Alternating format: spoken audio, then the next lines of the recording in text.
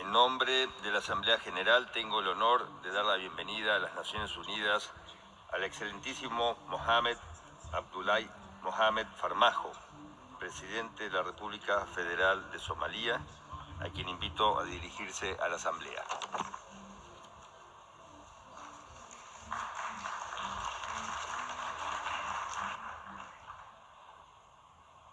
Mr. President, honorable head of states and governments, dignitaries, and ladies and gentlemen, it's a great honor and privilege to address you on this 74th session of the United Nations General Assembly.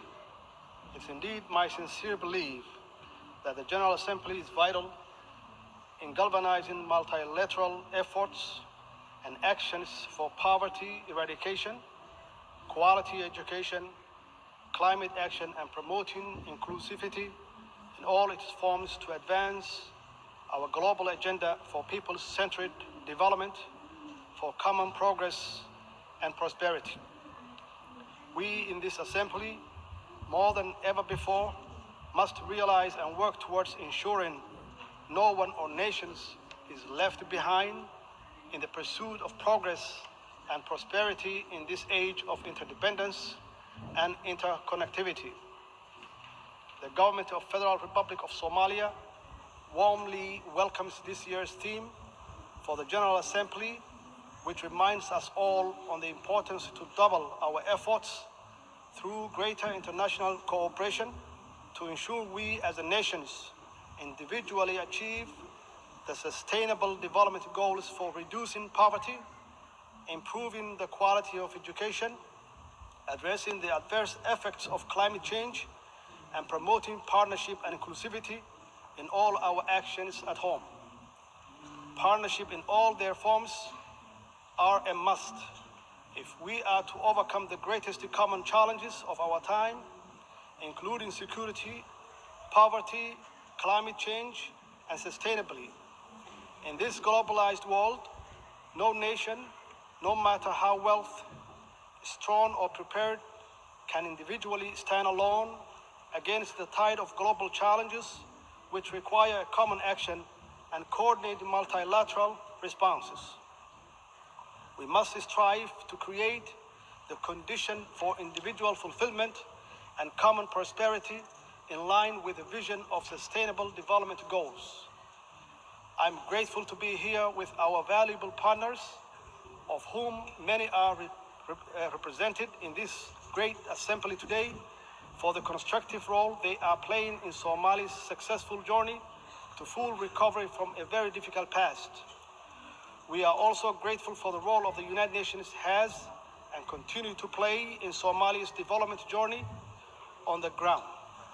We are committed to working with the United Nations to advance our inclusive national development agenda. Indeed, Somalia is a great example of the importance and success of the international multilateral system, as it has been benefited from the support of both the United Nations and its member states bilaterally. Somalia's road to recovery, led by its resilient people and government, has come a very long way, and yet we cannot be blind or remain silent on the discontent with the rise in inequality, poverty, and division caused by unfair globalization, which has become dominant in the world today. Without doubt, inclusivity in all its manifestations must come to the fore if we are to succeed in galvanizing multilateral efforts for global security, poverty eradication, quality of education, and climate action alongside the other development priorities. Mr. President, Somalia is also playing a key role in the Horn of Africa's socio-economic development, and we are confident that the cooperation between the Horn of African countries will enhance economic development, political stability, social, cultural connectivity, and most importantly, security cooperation among the countries in the region. Horn of Africa region offers unrivaled opportunities for economic development and growth for its people if we can further strengthen the the political, social, and economic ties between our countries and our global partners. Horn of African states are not alone in working together towards a better future for their countries and people, because we have many friends who are supporting us all along the way for the interest of peace and security in the wider world, and we thank them. While Somalia promotes economic integration in the region and encourages its business community to invest in countries in East Africa and beyond, Somali communities continue to invest in the Republic of Kenya, which indeed contributes to the growth and economic prosperity. Somalia and Kenya are neighbors on the Indian Ocean coast of East Africa who enjoy peaceful and friendly relations. We owe much to Kenya for their steadfast support for Somali's people over the years. While our overall relations are excellent, our maritime boundaries has never been delimited and is the subject of disagreement between our two sister states. Bilateral negotiations did not achieve an agreement in the past. In order to obtain peaceful and equitable settlement in 2014 and in conformity with international law, Somalia instituted proceedings before the International Court of Justice, the highest legal authority of the United Nations. We are very pleased that the court found that it had jurisdiction to resolve the dispute, and that is scheduled final hearing on the merit of the case for the first week of November this year. Somalia, as a member of the United Nations and a party to the statute of the court, is committed to seeing this judicial settlement process through to its end. Somalia has pledged to comply with the court's final judgment and to accept the boundary that is delimited by the court. As a matter of international law, the court's judgment will be binding on Kenya as well. And we trust that when that judgment is issued and the boundary is established, a lasting settlement of this long-lasting dispute will finally be achieved. In addition, on September 3rd, 2019, Peace and Security Council concluded that African Union is not empowered to intervene this case before the court. Mr. President, I would like to further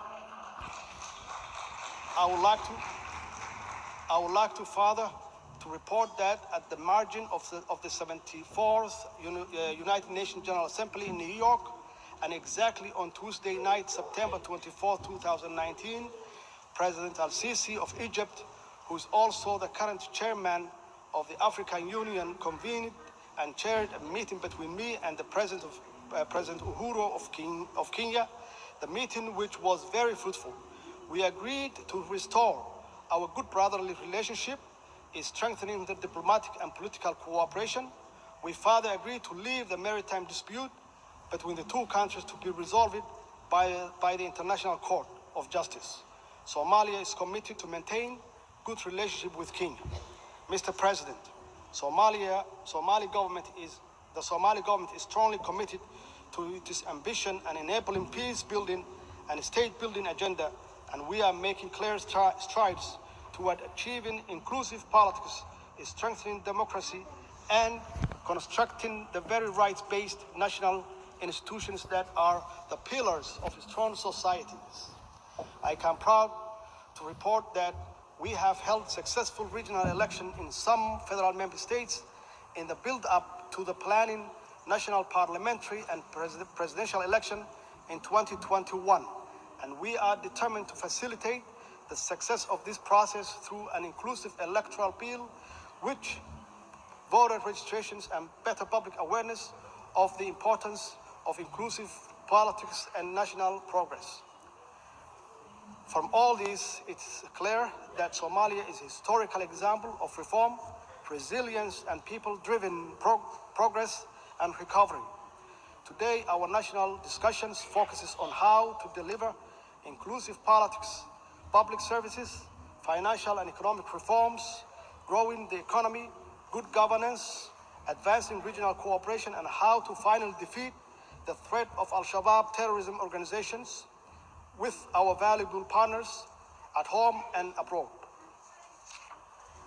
Security has been our government's focus and greatest public expenditure since taking office because everything else, including poverty eradication, quality education, climate action, depends on it.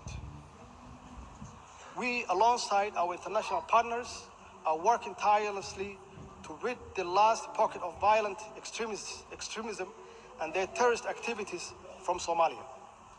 This task is by no means easy because of the violent, cowardly, and opportunistic guerrilla tactics Al-Shabaab terrorist uses, including bombing innocent civilians and private businesses.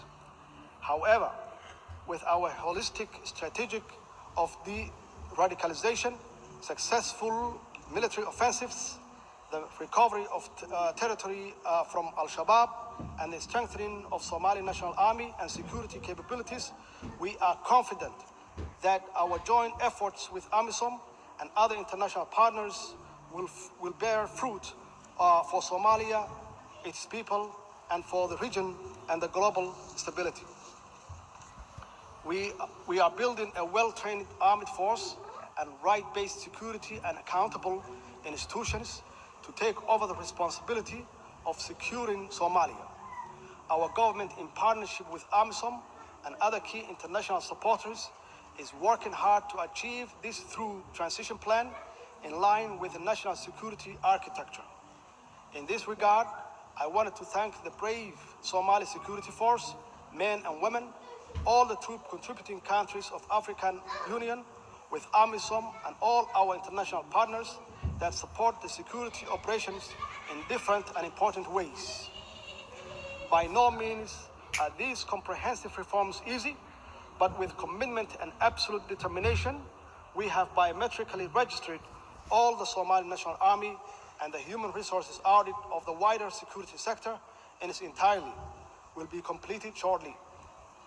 The biometric registration enabled the government to eliminate ghost workers, assess operation readiness of the security personnel, and make cost saving that will be used elsewhere to further strengthening security for the Somali people. I'm convinced Somalia's successful security sector reforms will provide us with the best possible security apparatuses to safeguard the well-being and the progress of Somali people. Mr. President, indeed, quality education liberates, empowers, instills hopes, and unleashed the great dreams, ambitions, and innovations that will create a better world for all of us. All development anchors on education and most certainly galvanizing our multilateral efforts for any development anywhere must start with national and international support for education in all its forms. In Somalia, a key symbol of our national recovery has been the enormous expansion of education provision across the public and private sector in all stages of learning. We fully understand the need to encourage, support, and build on the existing public-private partnership model of education delivery with its strong oversight by the federal government. Despite our difficult past, today the design and delivery of quality education and its governance and delivery framework is the most crucial education objectives we set as a government. This is critical for our young generation to catch up and even perhaps leapfrog in order to compete in globalizing economy and benefit from and contribute to achieving the sustainable development goals by 2030. Given the importance